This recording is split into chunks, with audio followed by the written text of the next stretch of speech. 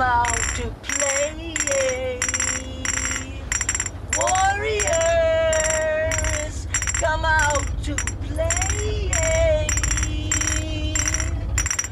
Warriors, come out to play.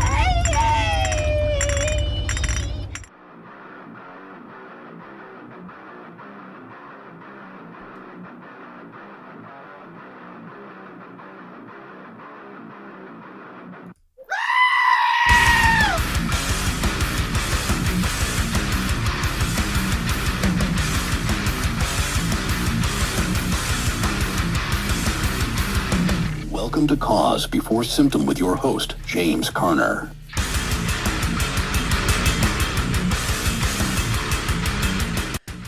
Tonight we're going to be talking about the 10 Kings and why BRICS is the beast before the crown comes. Yep, stick around.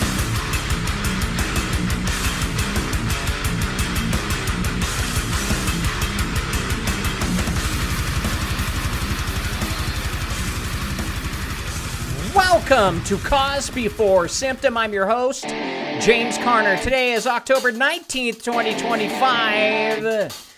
And tonight's episode is all about the 10 Kings. Why BRICS is the beast before the coming crown or the Messiah. Guys, tonight's episode is going to really be an eye-turner, give you some prophetic insights. And I'm actually excited about this show very much. Sponsored by Elite Potion. I want to let you guys know that I actually had a great conversation with the Flame USA. I haven't talked to Nicole and our friends over there, and basically I spoke to them, and they're doing great. The newspaper is still out, so if you're ever interested, you can go to theflameusa.com. My friends over there, Nicole and Anna. All right, shout out to everybody on the live chat Rumble. First, Warrior, we've got Boots After saying, Warriors, come out and pray, yay.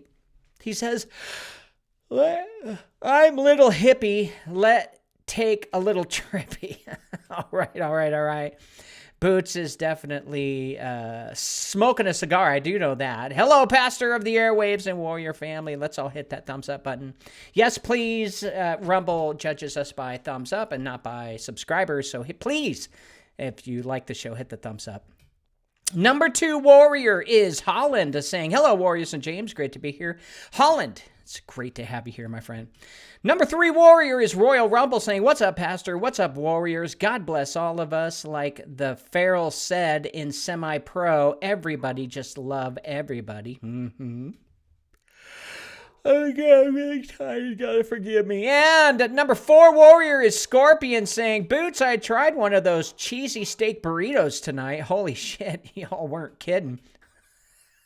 Did I not close the show last night with don't eat Taco Bell? But you guys went ahead and did it anyway. You know, that's just like when God said, hey, guys, don't eat of that tree.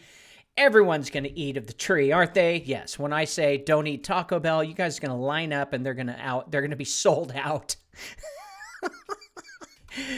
But hey, that's just how it is. Boots replies and says, well, Royal says, right, dude? And then Boots says, Scorpion, nice. I should hold my daughter, get me 2 instead of 1. Told my daughter, hey, give me 2 of those. And Sheila says, hey, can you see what happened in Cleveland, Ohio? People need to know. And Macaque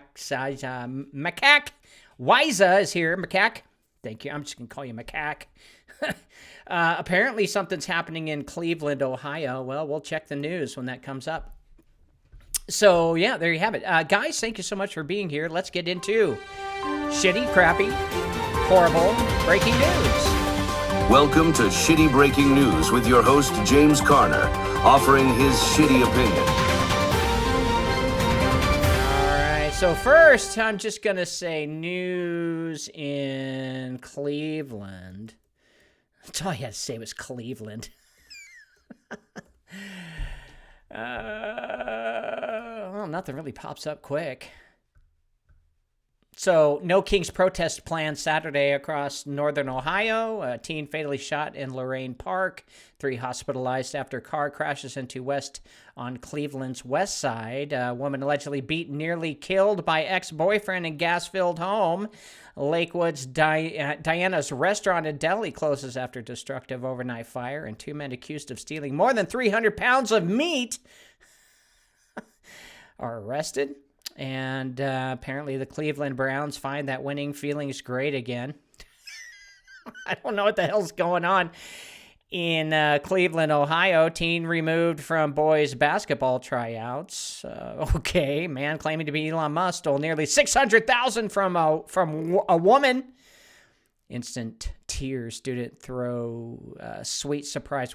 Look, I don't really think anything. Stray bullet from police gun range. Practice hits monkey bars at community park. if that's what's going on in Cleveland, Ohio, just so happens to be a stray bullet from a police gun. And apparently no Kings protest over there against Trump held nationwide as the GOP calls them hate America rallies. Yeah, well, whatever. Well, I don't see anything here in Cleveland, Ohio that's getting me turned on. I don't know about you guys. All right, so breaking news, Louvre heist. Thieves steal priceless jewels in Paris Museum right during... Sheila says a 5-year-old was scalped after being healed by a 9-year-old... Scalped? A 5-year-old was scalped after being healed by a 9 and 10-year-old? He got scalped like they cut off his hair and being graped and scalped. A 5-year-old was graped and scalped? Or are you saying raped and scalped after being healed by a 9 and 10-year-old? So the 9 and 10-year-old healed a 5-year-old and they raped and scalped him? Huh? I'm very confused. Sheila, slow down with your thumbs. Type a little bit slower. Israel says ceasefire and aid to resume after airstrikes killed 26 in Gaza. Well, so much for peace. So much for peace in the Middle East, huh? Yeah. Well, so that ain't happening. I guess that's a good thing because the Antichrist isn't here yet. So they're like, go ahead and start killing more. Oh, and by the way, the last the boom boom in Israel killed, I think it was 75 children. Yeah, 75 children. Holland chimes in and says, Sheila, what's graped when you force wine on someone? I didn't know kids this early were drinking. 5 and 9-year-olds drinking, getting graped and ripped the hair off head, scalped and raped. I'm trying to find more news. Well, I didn't see it there, so I don't know if obviously it didn't make headline news. So yeah. Well, that's awful. Being held. So a 9 and 10-year-old raped and scalped a 5-year-old. That is pretty weird, dude. But it's not making the news, so I don't know. I don't know if it's true or not. It could be because they're suppressing it right now. Colombia's leader accuses U.S. of murder. You're right, prompting Trump to halt aid. Well, yeah.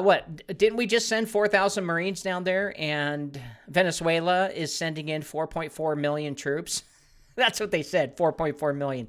Right. Like Venezuela has the money to even pay 4.4 million troops. Doubtful. They're probably just, giving people guns and a uniform and saying, go out there and kill Americans. That ain't going to work. I'm not buying it. Shrapnel hits cars on California highway during the Marine celebration. I heard a rumor that one of the shrapnels hit J.D. Vance's caravan. These clowns in the office, it's insane.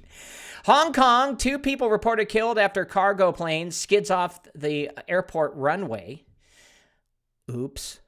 USSS finds hunting stand with sightline on Trump's Air Force One in Florida. Okay.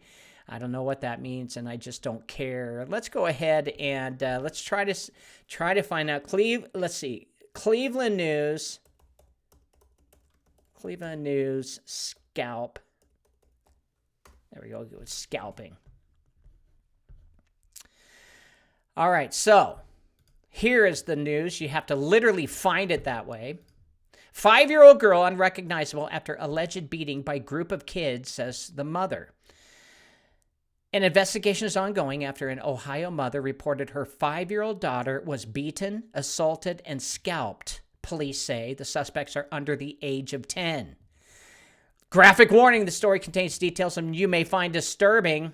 And Tavia Kennebrew says she found her 5-year-old daughter beaten and abused. For her daughter's safety, the mother is not sharing the girl's name, but describes her as bubbly and sweet.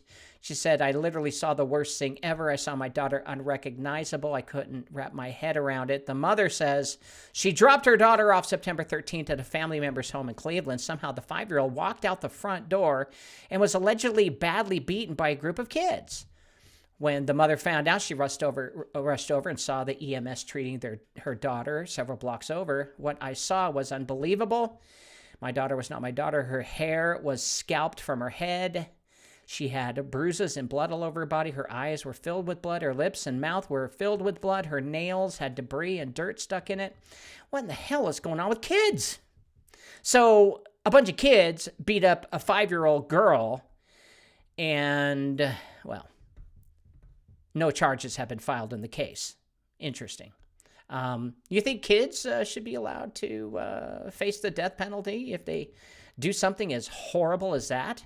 Well, that's insane. But that is actually on the news. You have to find it. And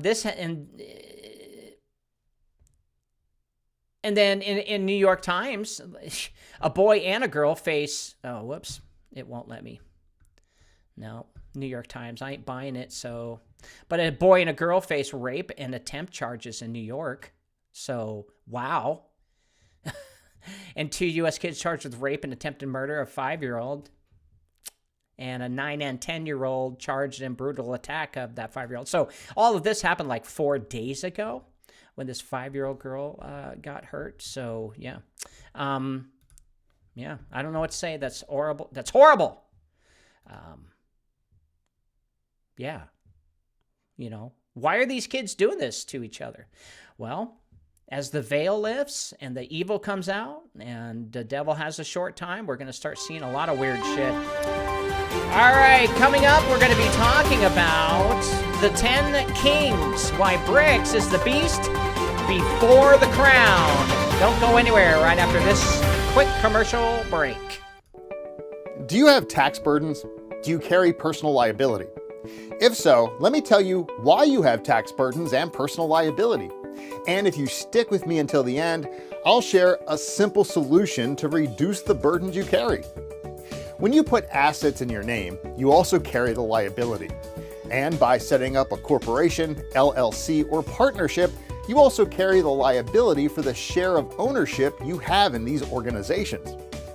So when you receive a W-2 form, 1099, or K-1 at the end of each year, that shows your liability for the assets you have carried in your name or your business name. The flow of liability works this way. You get a job, you take money in your name. When you are a contractor, you take money in your name. When you begin a business, you take money in the business name, which is set up with you as the owner. Nelson Rockefeller quoted, "The secret to success is to own nothing but control everything." He said this because when you own something in your name, you also own the liabilities. Introducing the solution. Begin an unincorporated association and remove assets out of your name while remaining in control and management of them. An unincorporated association is a state-registered entity that you can put assets into, is member-based and not tied to your name, has a tax-exempt EIN number, is private and not found when doing an online search. Whether you receive a 1099 or K-1 under your name, consider setting up your own unincorporated association and allow the association to be the owner of your assets and free yourself from the burden of personal liability. P.S. Join our affiliate program and receive payment for referrals. All right, we're back to the show. A lot of chatter behind the commercial. People saying parents should be taken a part in the blame as well. Well, absolutely. If you're going to have kids and your kids do something evil, that's on you up until they turn 18. Sorry. You've got to figure out ways of, I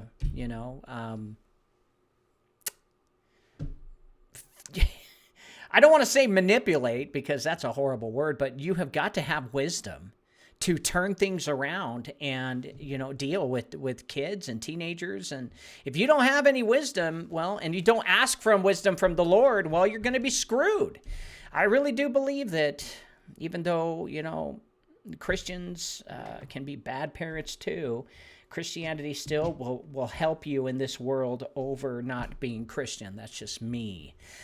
All right, and Royal Rumble says, hey, if you get a chance after the show, check out the last video I reposted on my page. Most eye-opening, terrifying video I found on Rumble yet. More pal need to see it. What video? What is it about? Anyway, that's what Royal Rumble is asking. All right, let's get into this. All right, so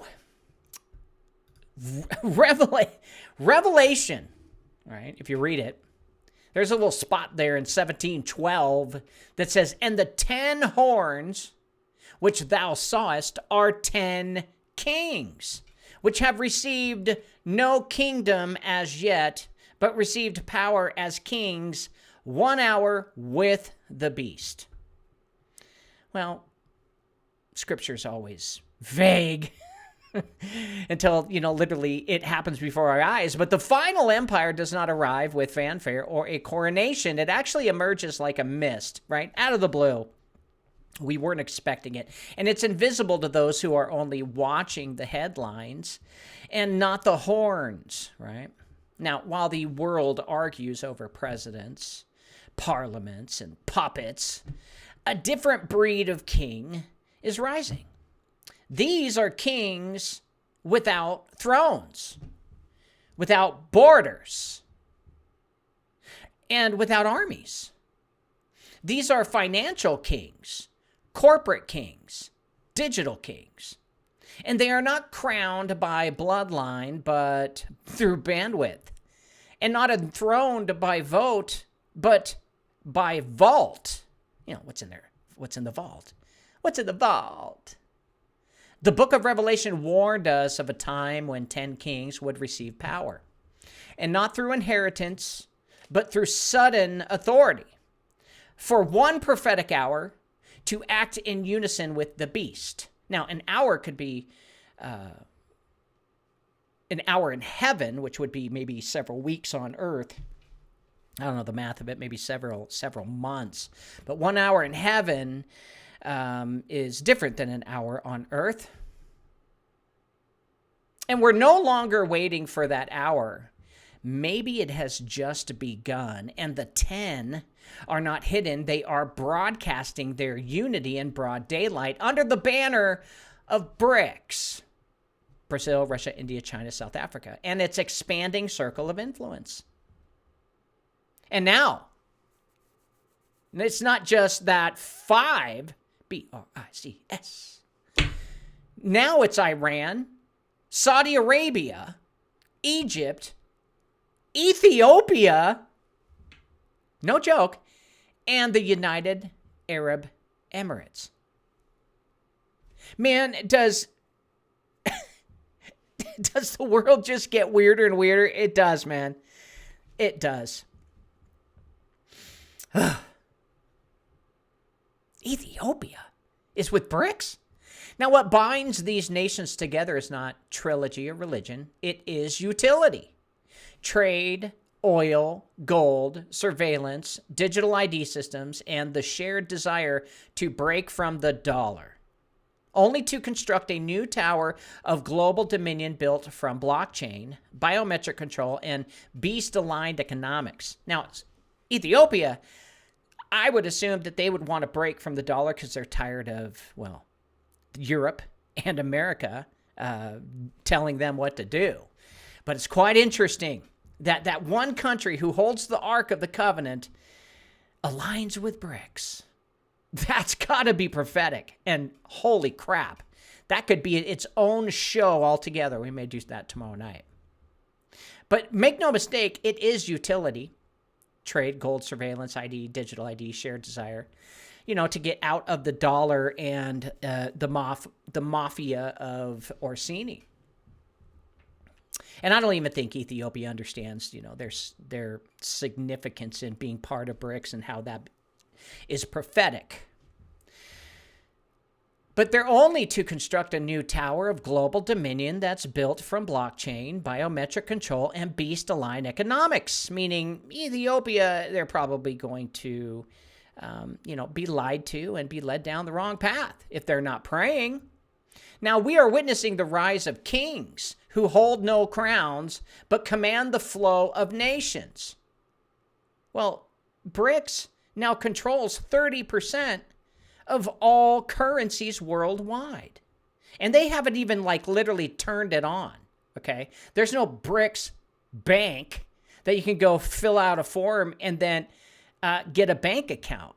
They're only borrowing to people who they choose, but you can't just, even the state of Texas has filled out the paperwork, but they're not accepting any applications, only doing it for those who are under the thumb of the dollar.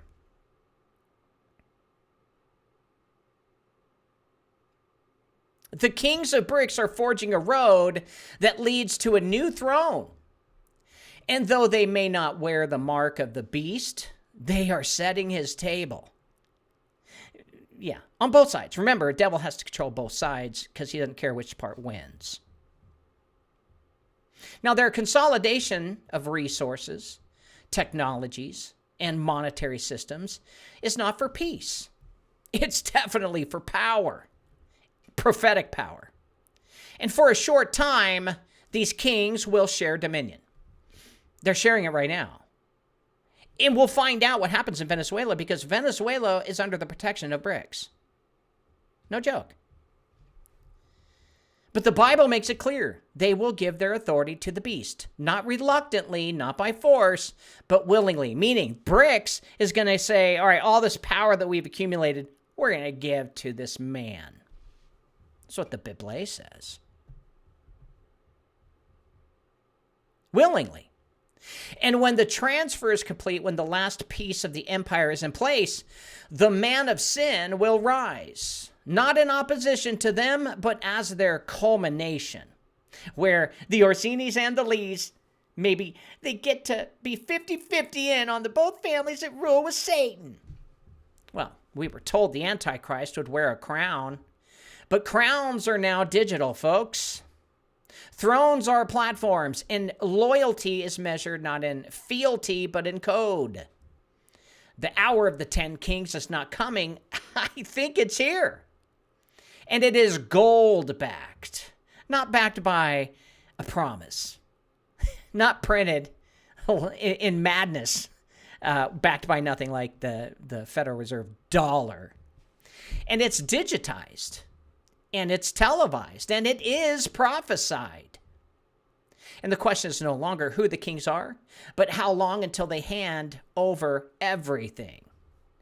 If we are in the end of days, this is the 10 kings, BRICS. So what are the 10 kings and how did they rise? Well, the 10 kings of Revelation 17:12 are described not as crowned monarchs, but as entities who have received no kingdom as yet. A phrase that turns prophetic attention away from traditional rule and towards something unprecedented. These kings were not born into dynasties. Okay? Keep that in mind. Dynasties controlled kingdoms, and they did not conquer territory by sword. They emerged through economic ascent, geopolitical necessity, and spiritual orchestration. Their rise was deliberate, invisible to most, and coordinated through global mechanisms that few Christians were watching. Well, we were. Thank God. In the 20th century, the world was split between East and West. NATO and the Warsaw Pact, capitalism and communism. But when the Soviet Union fell, a vacuum opened up. The West assumed it had won the world, but that victory was short-lived. Around the turn of the millennium, 5 nations with enormous potential, which was Brazil, Russia, India, China, and South Africa, they were grouped together by Goldman Sachs under the term BRIC, B-R-I-C.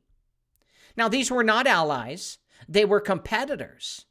But what they shared was more important. They each had vast resources, massive populations, and resentment toward a world order dominated by the International Monetary Fund, World Bank, and the dollar.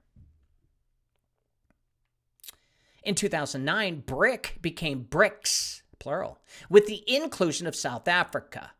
And more importantly, it became a political body. It began to meet annually. It built its own financial institutions and the new development bank, the contingent reserve agreement or an arrangement, and began to coordinate its policies. The goal was not just to cooperate, but to eventually replace Western control. You see, they grouped together because, well, America would have to go after all of them and blow them up like they did to Gaddafi when he decided to make his own money backed by gold, and against Iraq when Saddam Hussein decided to make his own money backed by gold. You see, that competes against the Federal Reserve. Can't do it. See, they didn't just start printing their own money and had backing, meaning if America was going to go after Brazil, Russia, India, China, they'd have to attack all their leaders and kill them like they did Gaddafi. And so they came together and formed an alliance where nobody's going to go after Brazil, Russia, India, China, and South Africa all at once. That's how they were able to start this, to replace Western control. And it worked. Then in 2023, BRICS expanded dramatically, inviting Saudi Arabia, Iran, Egypt, Ethiopia, and the UAE, United Arab Emirates. Oh, shit. Now, these additions were not symbolic. They were strategic. Oh, and keep in mind, they're all working for the Bank for International Settlements. This is just the script underneath who really controls things, okay?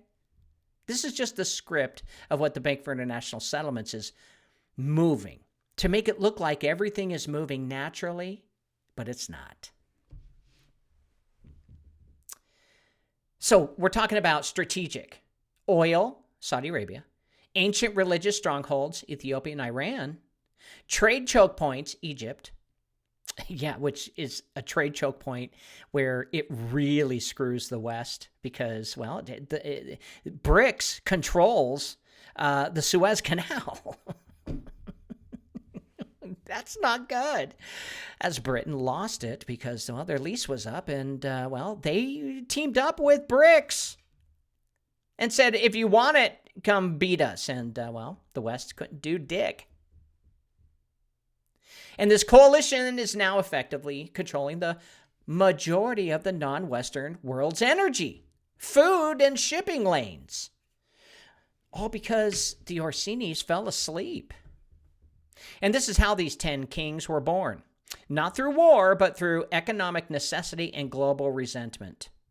As the Western system, led by Bank for International Settlements and the Federal Reserve, all right, imposed sanctions, manipulated SWIFT, and printed trillions in fiat debt, the rest of the world began to build its own ark.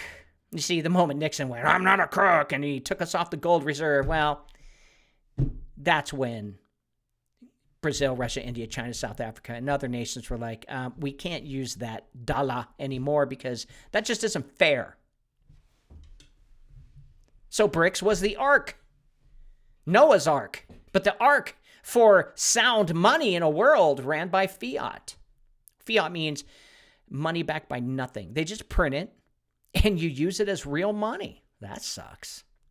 It is the result of 40 years of economic marginalization. That's a nice word for economic war between nations. And it is the counter order rising from the ruins of globalism. Yes, they tried for a new world order. They tried with Bush Sr. And Trump got in the way. Orsini's didn't want a new world order where the Lee family's in control. They want it where the Orsini family's in control. That's my assessment. And most importantly, it is the only current global body with 10 identifiable, cooperating, empowered heads, each representing a sovereign economy, but moving with one mind. That's important because Scripture talks about that. We'll get into that a little bit later. Now, what makes them 10 kings is not that they rose without crowns. It is that they now sit at the table governing resources, gold, and systems of trade outside of the digital dollar. Well, not digital, but outside of dollar, outside of Federal Reserve. They are preparing a new digital currency. They are debating a shared trade settlement mechanism. And they are proposing biometric identity systems to govern transactions. These are no longer just governments. They are infrastructures. And as the dollar collapses, the Western world fractures, which is why gold went up. I told you guys in a show prior last week that when gold goes up, the dollar, it takes more dollars to buy the shit. That's not good. Okay, it means all your shit is less valuable. And as the dollar collapses and the Western world fractures, these 10 are given authority, but not just to rule, but to transfer their power eventually to the beast. That's what we're seeing maybe in real time right now. Now, Scripture told us these kings would not be monarchs, okay? And when I say monarchs, they're not dynasties, okay? And they also are not of the religion of the dynasties that are running the world right now with control of 70% of the world. Meaning this other section of people, they're not governed by Christendom and not governed by Judaism. Okay? Think about that. We'll get into that soon. Scripture told us these kings would not be monarchs. It told us that they would have kingdoms at the same time of vision. But it's also told us that they would rise, be given authority for a short time, and then yield to one global ruler. Now, BRICS is the only structure today that fits this exactly. This is it. If we're in the end of days, when Jesus is coming, then they are the 10 kings. If we're not, then they sure look like it, and they're just repeating history, getting us ready for the big day as we go through a practice run. Now, BRICS is the only structure today that fits that. 10-member council of kings without crowns, gaining power rapidly, aligning economically, and building the system that will eventually be handed over. Does it make sense? I think it makes sense to me.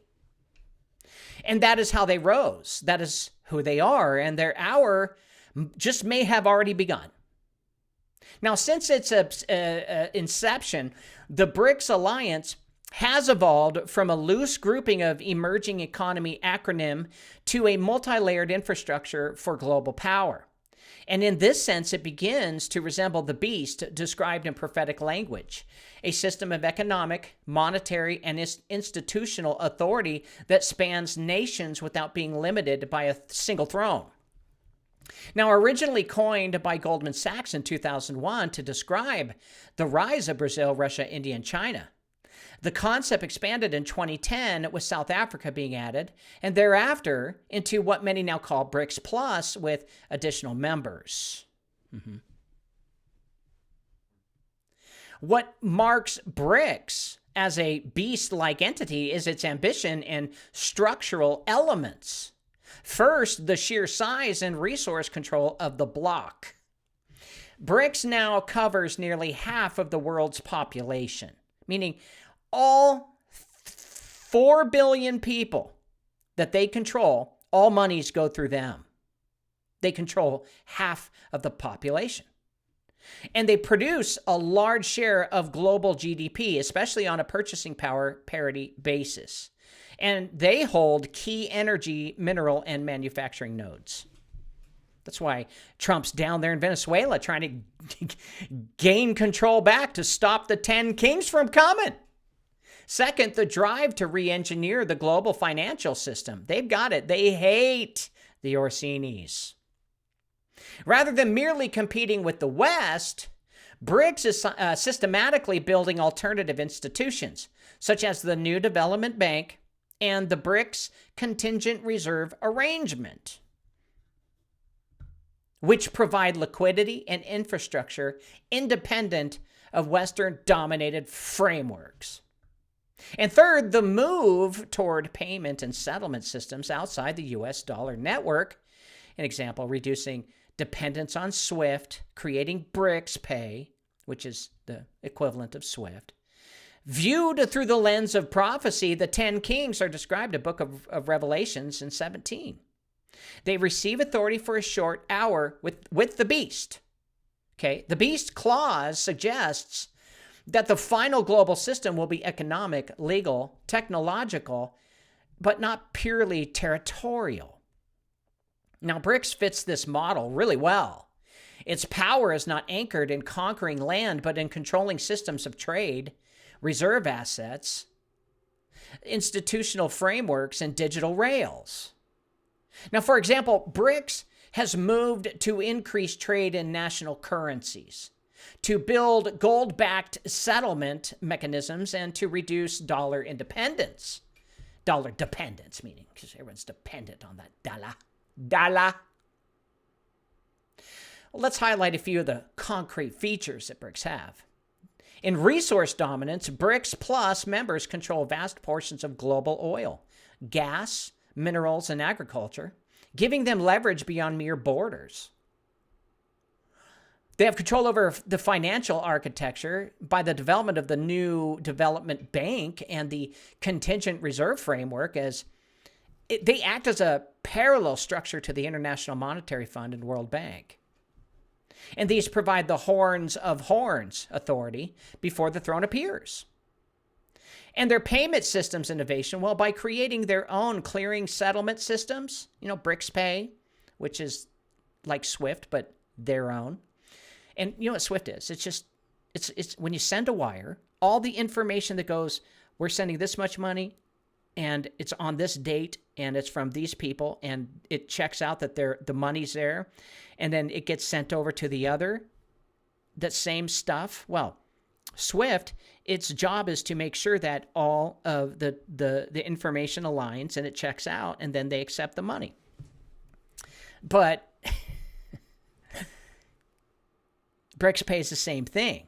However, with tokenization, they're going to add a token to the bottom of it, and that secures the transaction in data to where anyone and everyone can pull that up, and then show that as proof that this much money on this date from this bank, from this account, went to that other account. I'm sure you guys needed a little walkthrough of what SWIFT is and BRICS Pay. Now,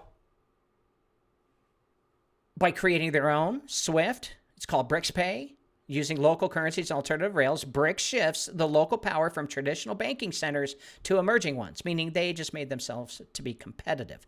And the de-dollarization of gold strategy. The BRICS bloc, is increasing gold reserves and exploring gold-backed or commodity-anchored currencies, signaling an attempt to pivot away from fiat systems dominated by the dollar, which is smart. Now, in the light, BRICS acts as the economic beast before the final crown. And it is not yet the ultimate throne, but it is the groundwork.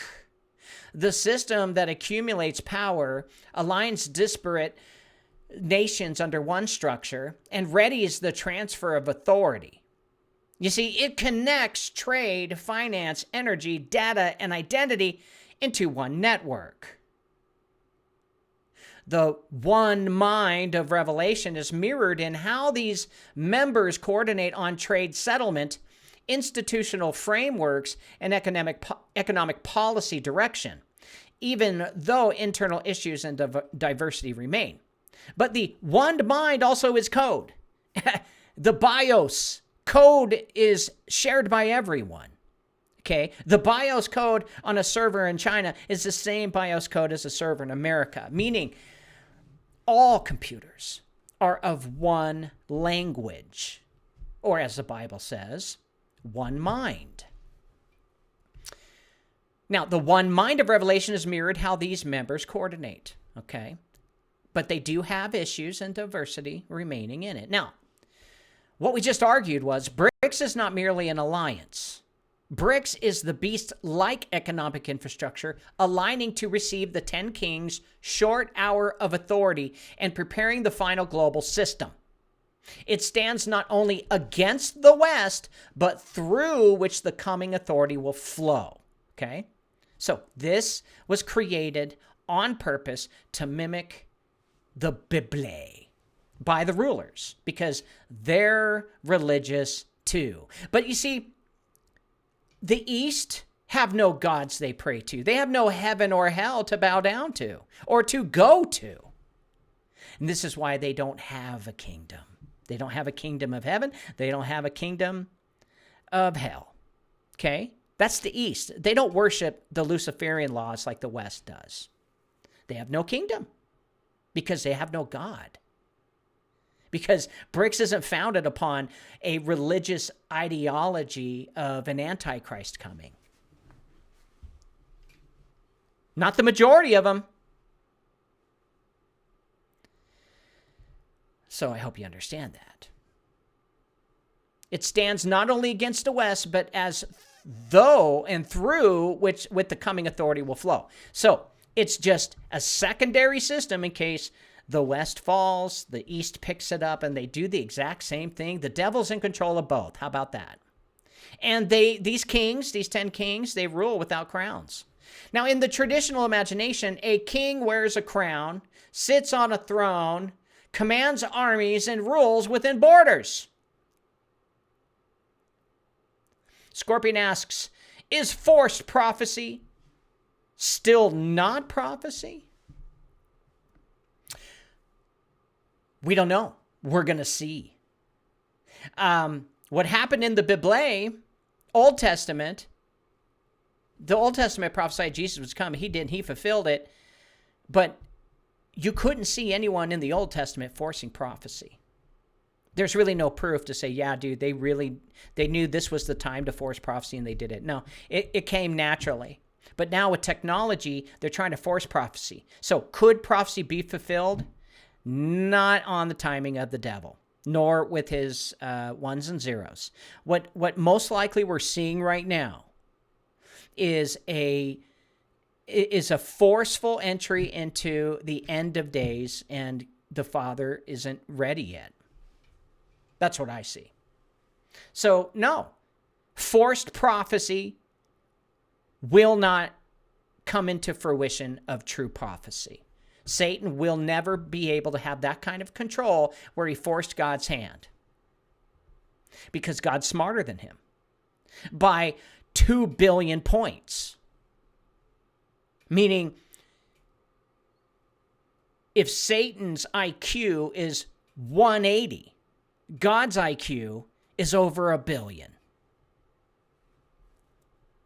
Now, in traditional imagination, a king wears a crown, sits on a throne, commands armies, and rules within borders. But the kings of Revelation 17:12 have received no kingdom as of yet.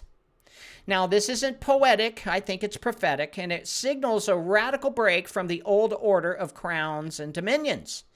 These 10 kings are defined not by the lands that they possess, but by the systems that they govern. They are sovereigns of infrastructure like energy, trade, finance, identity, and digital exchange.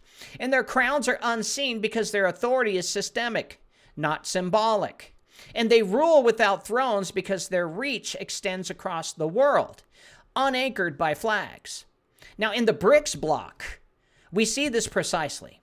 Vladimir Putin, Xi Jinping, and Narendra Modi and the rest are not merely national leaders. They are custodians of sovereign systems that move beyond their borders.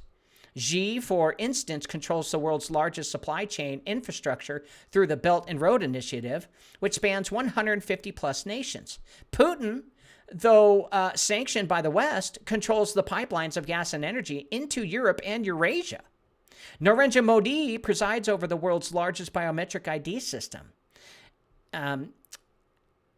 Aadhaar, which links every citizen's identity to their financial access. And the UAE governs international trade corridors and ports from Africa to the Americas through DP World. Now, these men do not just govern nations, they govern nodes in global matrix, and this is crownless dominion. Further, BRICS is forming supranational bodies that erode the sovereignty of their own members, just like the 10 kings who have one mind and give their authority to the beast, Revelation 17:13. Now, the new development bank does not answer to any one government. The BRICS PACE system bypasses Western SWIFT and interbank settlements. The proposed BRICS currency, possibly gold or commodity-backed, would be outside the control of any single nation, but governed collectively, just like the kings who rise together to surrender their united authority. This model is post-monarchical and post-national, and it is precisely what prophecy foresaw: a cabal of rulers with power but no kingdom. Meaning, BRICS, Russia, India, China, South Africa, they're all together into one system. But that one system has no kingdom. Now, again, this is how we decode prophecy in our time, if we are in that time, which I don't think we are. But this could make a good case that we might be. This also explains why the prophecy was so specific. 10 kings who do not yet have kingdoms. They are not successors to Babylon or Persia or Greece or Rome in the way Daniel's statue portrays. Okay, Daniel's statue portrayed a bunch of kingdoms that had control over the world, and these guys aren't in it. They are something entirely new, kings of networks, not nations. They do not raise banners, they deploy protocols. Their decisions affect billions, yet they are unelected by those billions of people. And that is why they rule without crowns. Their authority is economic, digital, and spiritual. And the West still pretends that power is housed in presidents and prime ministers' showrooms. But the BRICS alliance knows otherwise. That's why it's building shadow systems. Alternate reserves, gold stockpiles, satellite networks, CBDC prototypes, and artificial intelligence oversight boards. These tools are not for governance. They are for control. A new kind of king requires a new kind of throne. And when that throne is revealed, these 10 will be ready to hand over everything. You see, I believe that when BRICS starts printing their money, this is just my prophecy. I don't know if it'll come true or not. But BRICS doesn't have actual money that they print, okay? They don't have digital coin to give in the name of BRICS. Does that make sense? They don't have a digital dollar like we do. Okay, they don't. They've just been loaning money with interest to other nations and not telling anybody about it. But the moment BRICS starts to loan money and loans it in the BRICS name, that's when all currencies will be around 50-50. And that's when all shit's going to break loose. So if you're going to look for World War III, that's going to be the trigger. Right when all the currencies get down to 50-50, because right when they get to 50-50, they're all around the same price. Even though one's up, one's down, but all around the same thing worldwide, then they can switch to a one world order digital currency. And this actually fulfills prophecy. 10 kings have received no kingdom yet. And because they rule without crowns, most of the world will not even see them coming. Now, there's also a difference in their belief system, okay? Think about this. These 10 kings have no kingdom, not just because they lack borders or crowns, but because they operate in a spiritual vacuum, a plane outside of moral jurisdictions of heaven or hell.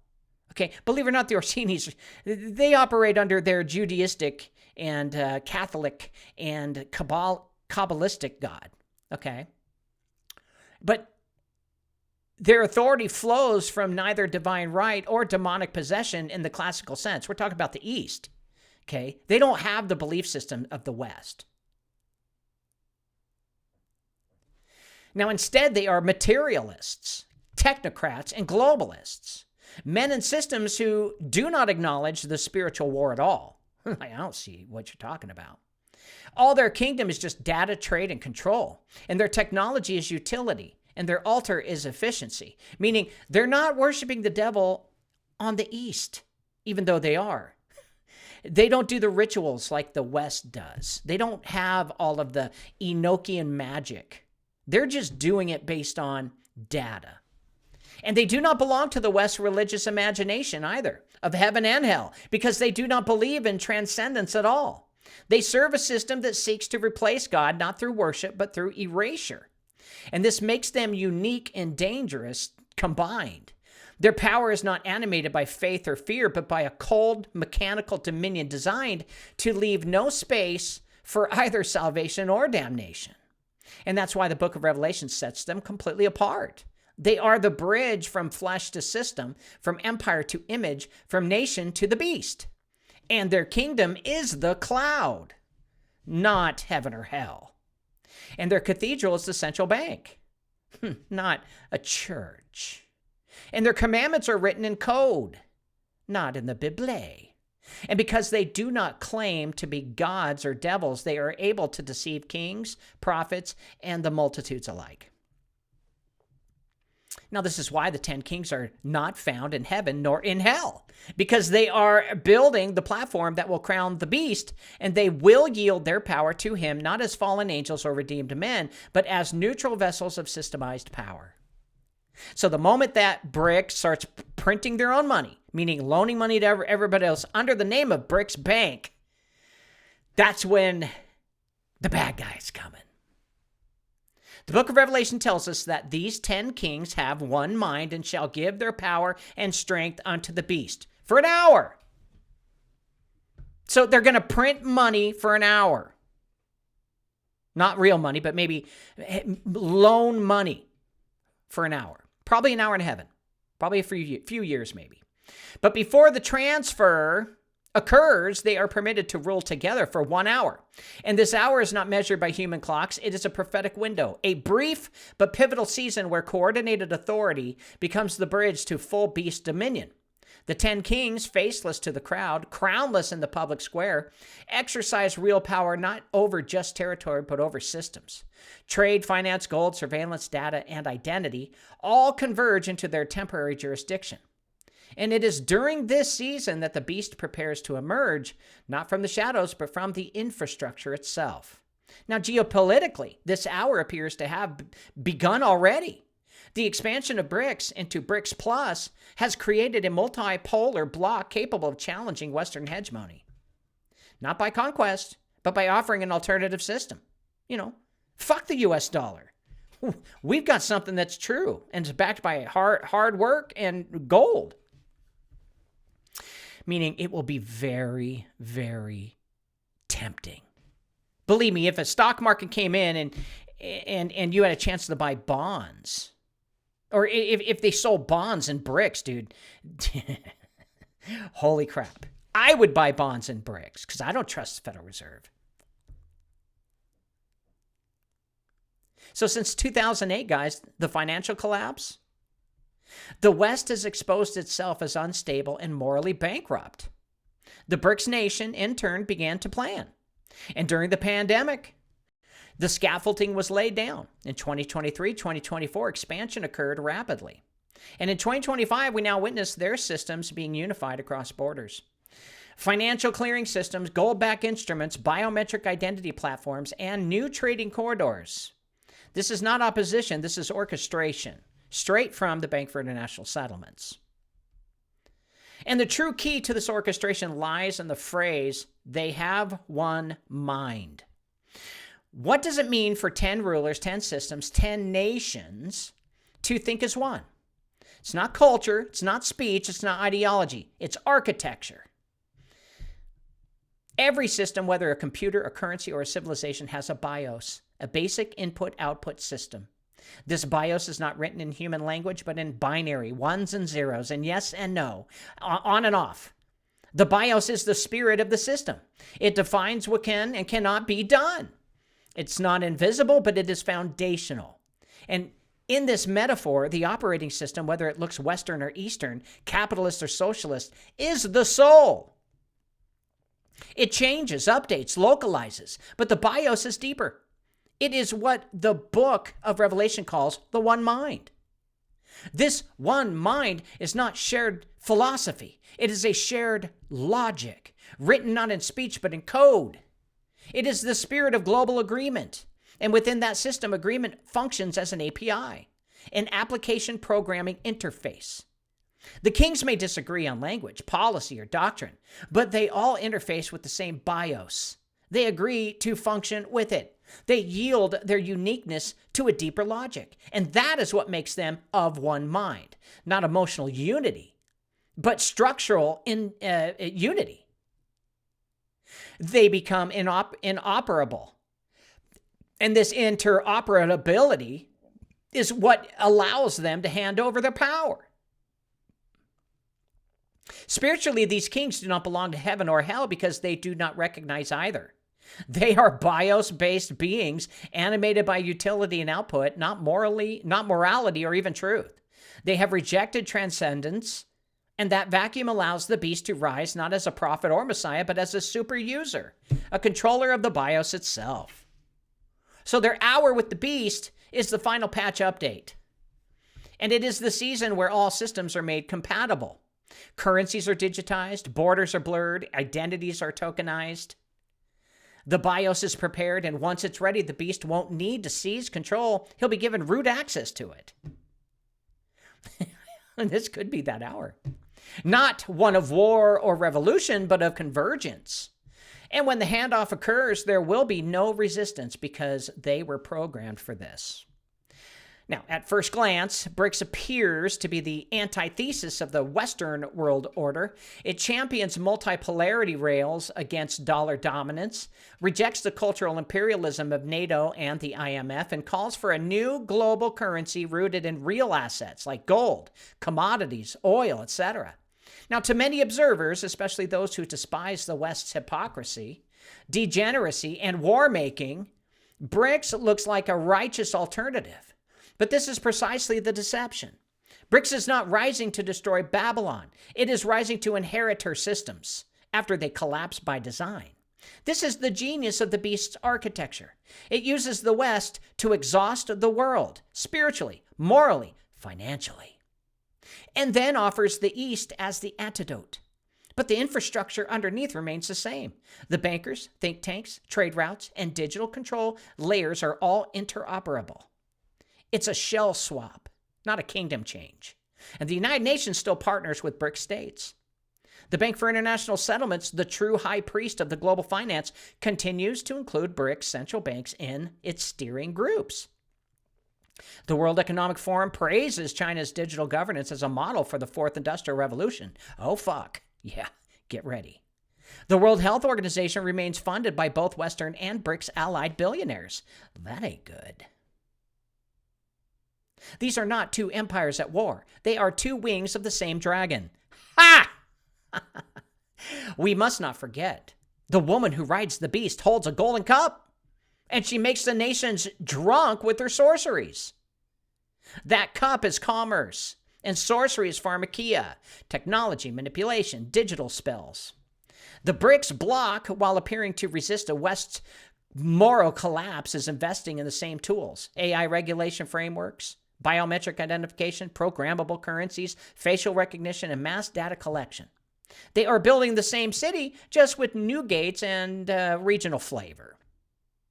Even religiously, this is not resistance, as BRICS states have strong alliances with the Vatican, the World Council of Churches, the Orthodox Patriarchs, and the Interfaith Summits. Shit. They are not rising to restore godly order. They're rising to absorb religious order into the system. China has created a state-approved Christianity. Russia promotes orthodoxy as state theater. India weaves Hinduism in biometric control. Saudi Arabia speaks of Abrahamic unity while still refusing to allow churches in Mecca. Ethiopia holds the Ark in silence while joining the digital gold rush. This is not spiritual resistance. It is the geopolitical assimilation. Now, in this light, BRICS is not opposing the beast. It is testing the network. It's stress test of Revelation 17. Can the 10 kings walk in one mind despite diversity of language, economy, and culture? Well, the answer is yes, because of the BIOS, the computer code. Spoken of in part 4 that we were talking about. It's already installed. And it's not Western or Eastern, it's global. The same structure that runs the IMF runs the New Development Bank. The same code that builds the World ID project runs India's Aadhaar. The same surveillance built by Google is mirrored by Tencent. The same financial architecture used by SWIFT is being cloned by BRICS Pay. The illusion of conflict hides the reality of convergence. So no, BRICS is not resisting Babylon. It is Babylon's backup. And they are not tearing down the tower. They're competing or completing it with new bricks. And once the scaffolding is removed, the world will see the same beast standing at the top. It's Lucifer. Sorry. When BRICS expanded to include Saudi Arabia, Egypt, and Ethiopia, it was more than a political maneuver. It was a prophetic signal. They got Ethiopia, saying we've got the Ark now. These are not just resource-rich nations either. They are spiritually loaded territories. The land of the Ark, the land of Exodus, and the land of Ishmael's descendants. Their inclusion marks a convergence of economic power, historical authority, and counterfeit priesthood. They know this. Each carries one piece of the beast's temple: gold, oil, and sacred symbolism. Together they form a false ark, not a vessel of God's presence, but a throne for digital dominion. Saudi Arabia holds oil, which is the black blood of the global economy. And since the petrodollar system was formed in the 70s, Saudi Arabia oil has underpinned the dollar's global supremacy. But now, Saudi Arabia is actively settling oil in yuan, rupees, and potentially in gold, shattering the covenant it once held with the West. By shifting its energy trade to BRICS currencies, it helps collapse dollar dominance, not violently, but through consent. This is the ritual burning of the old altar. Now, Egypt, ancient houses of gods and pharaohs, they bring symbolic and geographic power. It controls the Suez Canal, the maritime artery of the world, and remains the prophetic echo chamber of both bondage and deliverance. This is why they had to destroy Gaza, Trump and his people, because they needed the Ben Gurion Canal created to compete against the Suez, because the East has control of a lot of the ports now. This is why Trump sent a bunch of National Guard into blue states, which are controlled by China. In Scripture, Egypt is both refuge and prison.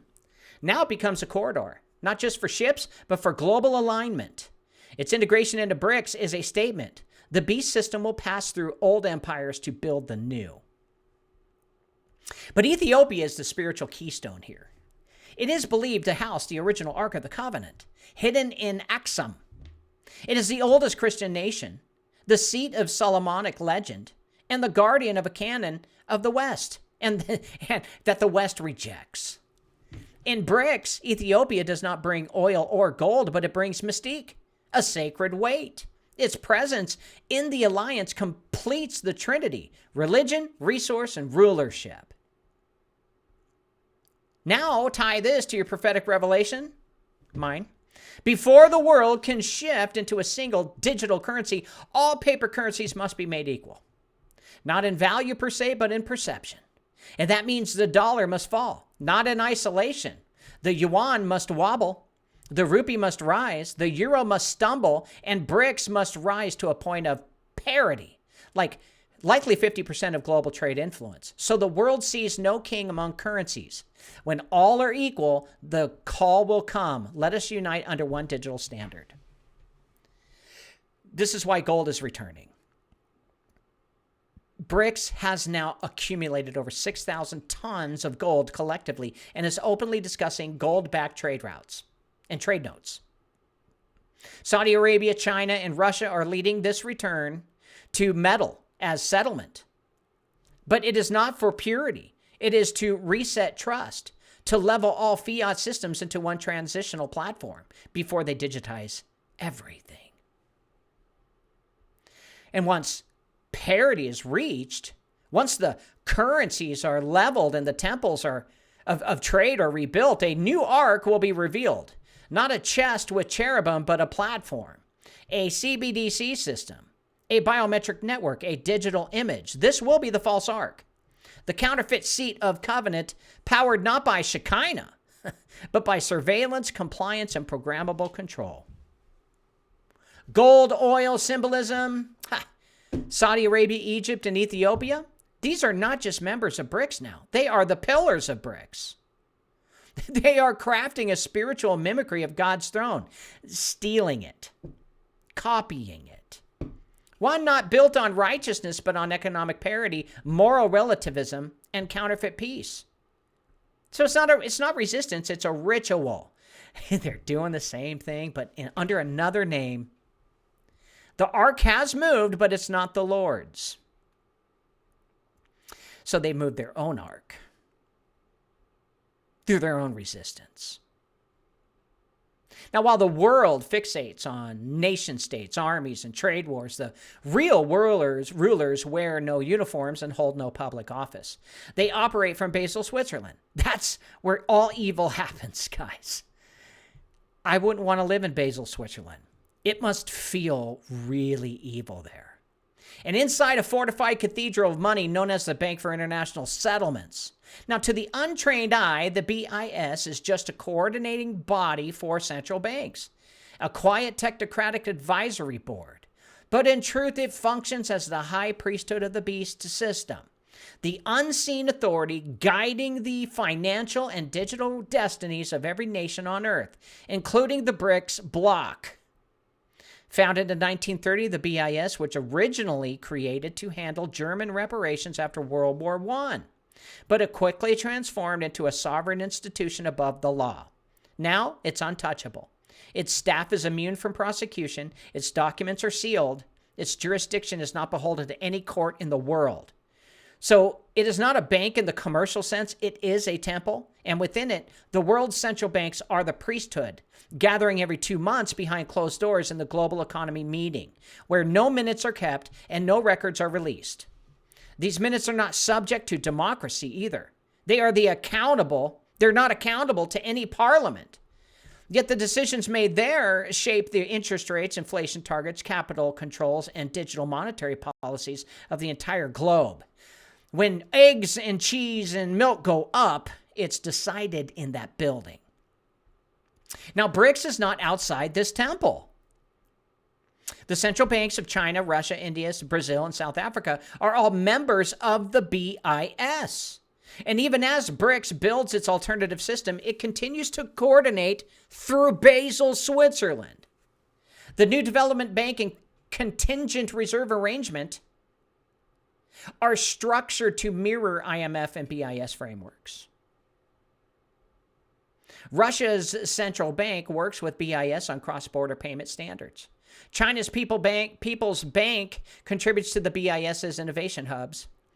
Even Ethiopia, as a new BRICS member, now aligns with BIS regional frameworks through the African Central Bank's network.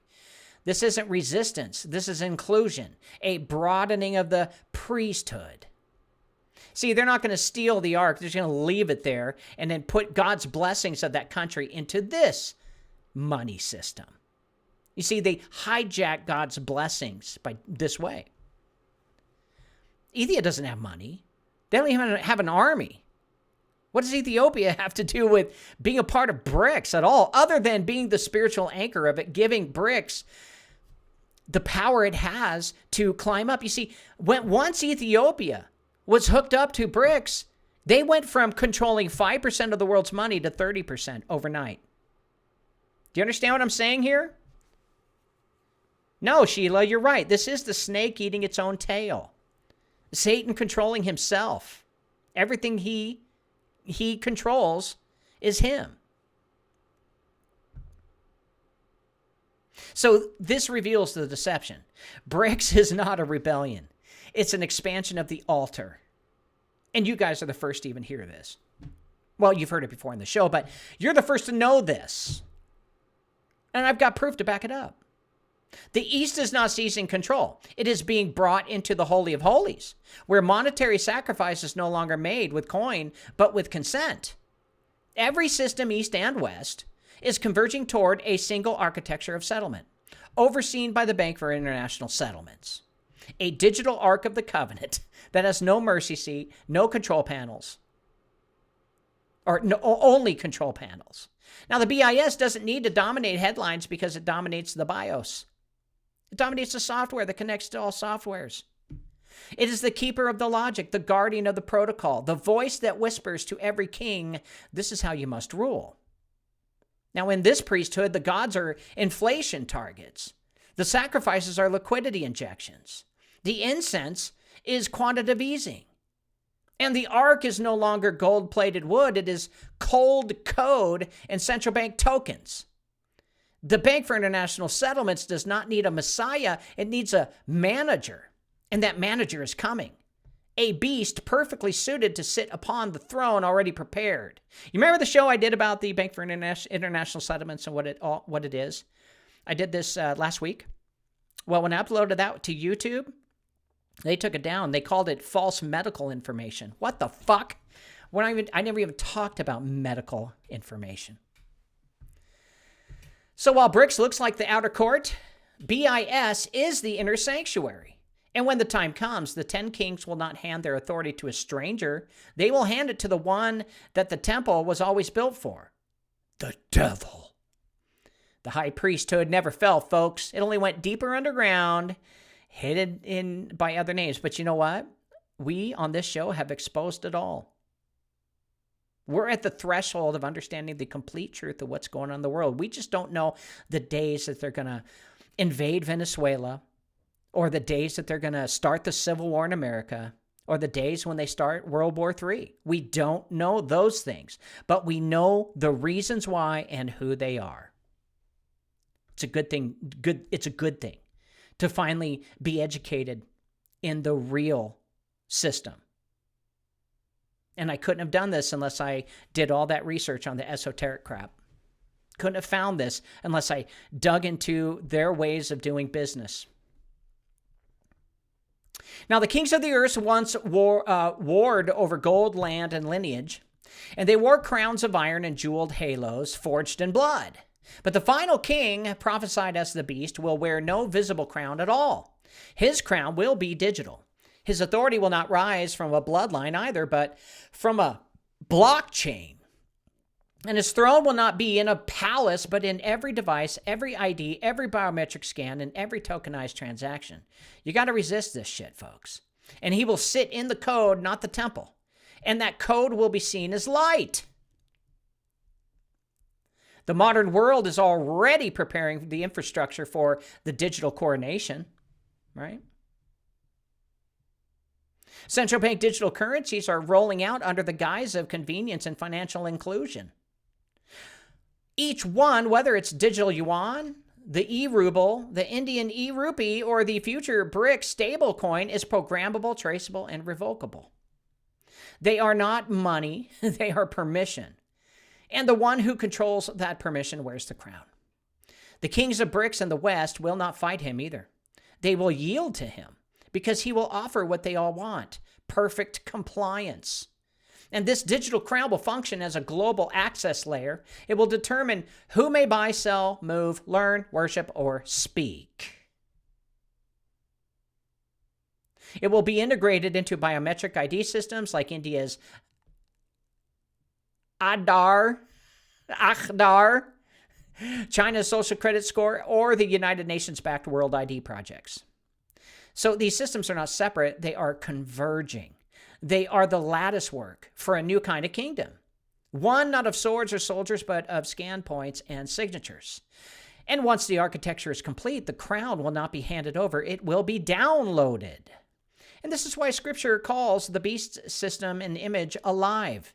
It is not just a statue or a symbol. It is an interface, an AI, a system, a self-aware network that speaks, monitors, demands, and punishes.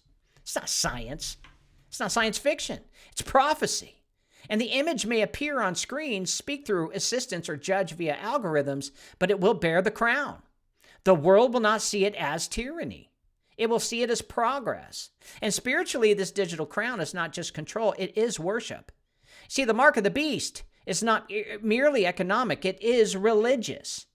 And the whole system they set up is based off of religion, just under different names and different ways it works. It is a pledge of allegiance to a system that offers life without God, judgment without Christ, and unity without truth. And those who wear the crown's mark do not see change, they actually see enlightenment.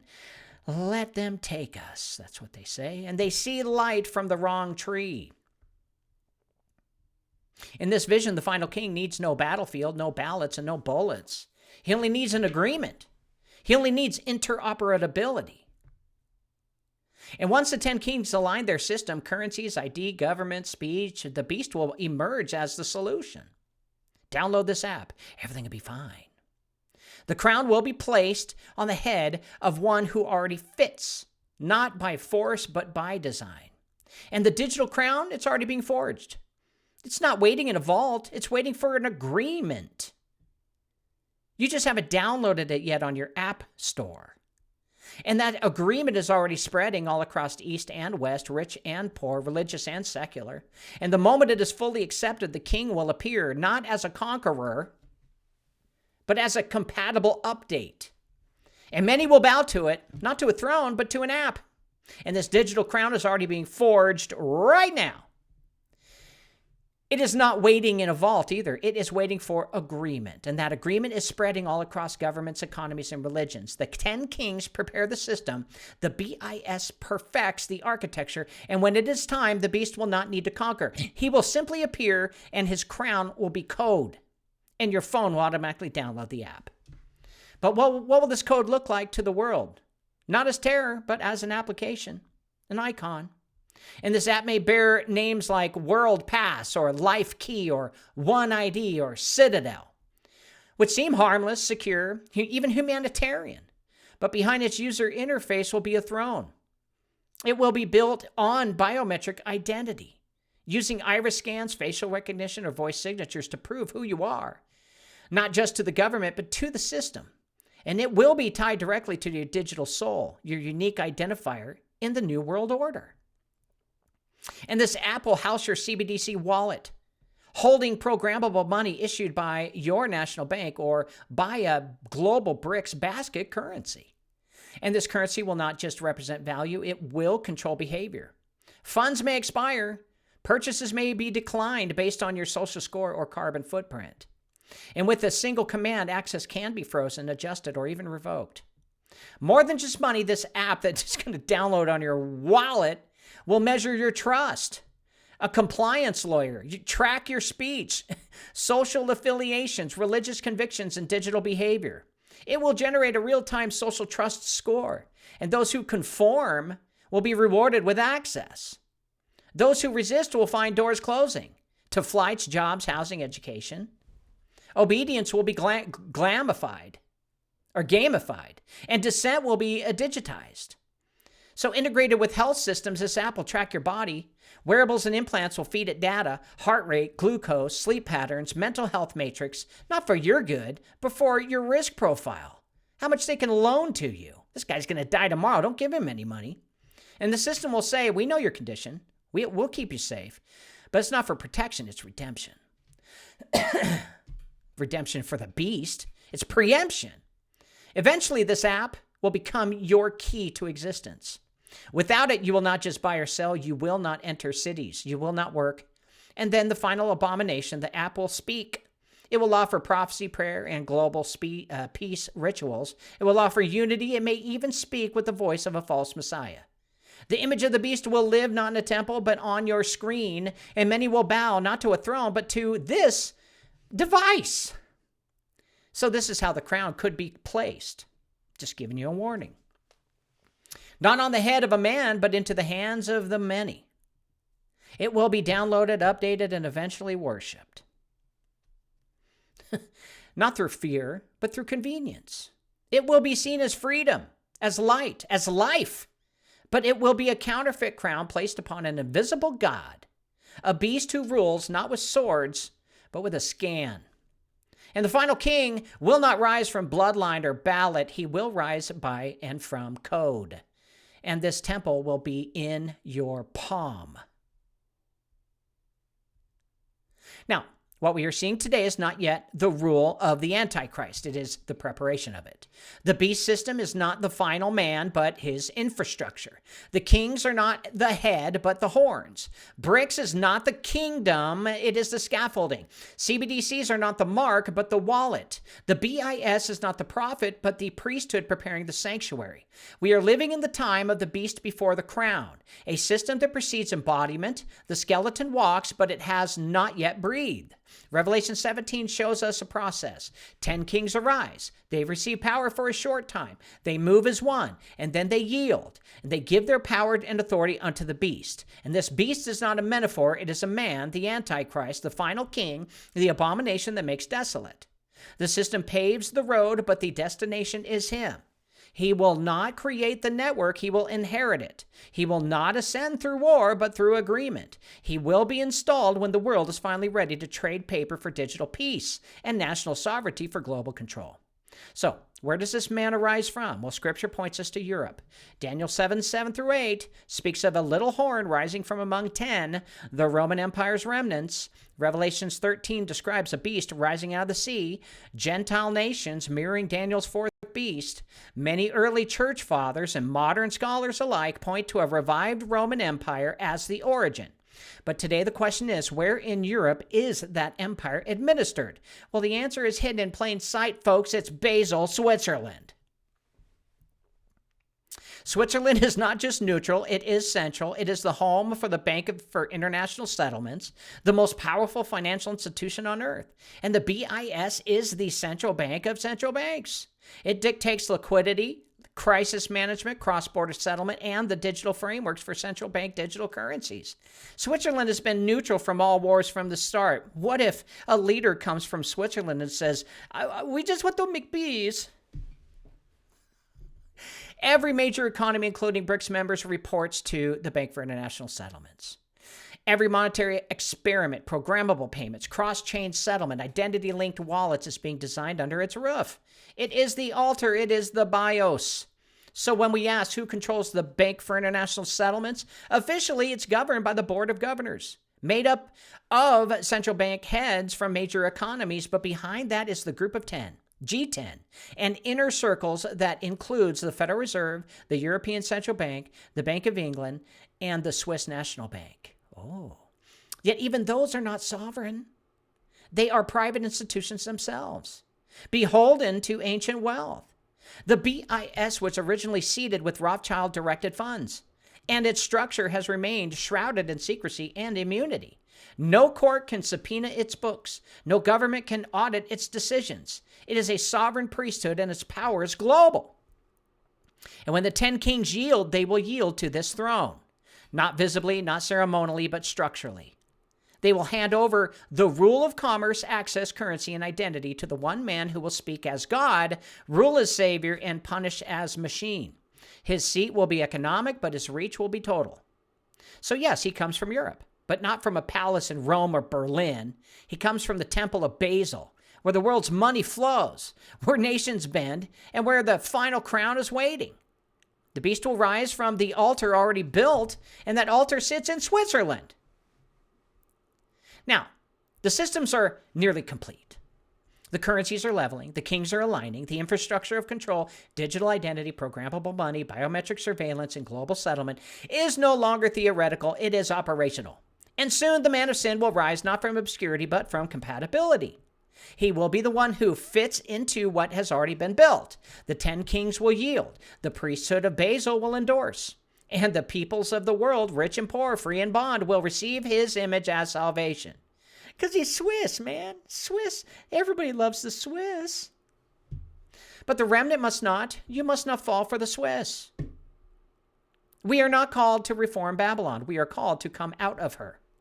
The church must now make a great separation, not of location, but of allegiance. We must detach spiritually and practically from the systems being prepared. This does not mean retreating into the wilderness or denying all technology. It means discerning which systems are covenantal and which are counterfeit. We must ask of every app, pray over them, pray over every currency, pray over every access point. Who rules here? Who is worshiped here? And the answer is not Christ, then the system leads to the beast. And the remnant must prepare physically, mentally, and spiritually. Physically by building networks of believers who can trade, share, and survive outside digital dependence. Mentally by rejecting the propaganda of unity through compliance. Peace through programming. And identity through scanning. Spiritually by anchoring ourselves to the true word, not written in code, but in blood. And the days ahead will test not just our comfort, but our confession. The world will offer solutions that come with strings. The remnant must see through those strings and see that they're chains. So don't envy the power of the 10 kings. Their hour is short. And do not fear the beast. His reign is limited. Do not despair when the system rises. The throne is still occupied. And it is, well, this throne, Jesus's, is not in Basel. So we must be watchers, warners, witnesses, and the church must speak plainly again. We must call out the image when it speaks. We must say to the world, this is not Christ. This is control. We must say to the world, hey, wake up. We must prepare the bride, not for convenience, but for return. The oil in our lamps is not doctrine or cleverness. It is intimacy with God. And that's when, if you love God, just like you guys do, this is the information you're going to get. It is the relationship with the real king. The real king that will keep our hearts lit when the grid goes dark. The beast is rising, but so is the remnant. And we do not rise by algorithms. We rise by spirit and fire. So let the kings of the world make their allegiances. They're a bunch of confused people. And let the system finish its code. Fine. The true king is not late. He is watching. And when he comes, every counterfeit crown will burn. Every. Now, the 10 kings were never meant to rule forever. Scripture says they received power as kings 1 hour with the beast. Well, a short temporary season of convergence, control, counterfeit peace. And now, before our eyes, that hour has begun. Okay? BRICS has never been about balance. It's been about preparation. It rises not to liberate the world from the West, but to level it and to make all currencies equal, all systems inoperable, all borders fluid. And once everything is leveled, one figure can rise and he will not need to fight for the throne. The kings will give it to him willingly, and the BIS will regulate it. And the app that you download will carry it, and the people will wear it, wearables. And the beast will be crowned not in gold, but in global agreement. Yet this crown is not legitimate. It is a counterfeit, a digital mimicry of authority, a hollow halo forged from code and compliance, and it will be shattered. And here the Ethiopian canon speaks with piercing clarity. It tells us that we are now living in Satan's little season, a brief window where the adversary is released to deceive the nations, but only for a moment. That's in 1 Enoch 91:15 and 2 Maccabean 12. This is not the era of his full reign. It is his final opportunity. And even this is actually restrained. According to the ancient Ethiopian text, Satan will not be permitted to complete his system. He will not sit in the temple. He will not activate the full biometric carbon credit global beast infrastructure he has built. The hour will be cut short, and the hand will be stopped mid-signature, and the image will glitch before it speaks. So what are we so worried about? Oh my God, Satan's going to have his world order. This is divine interruption.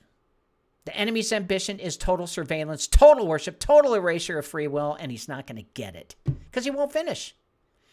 The trap that he sets for humanity will snap shut right before he sits on his throne.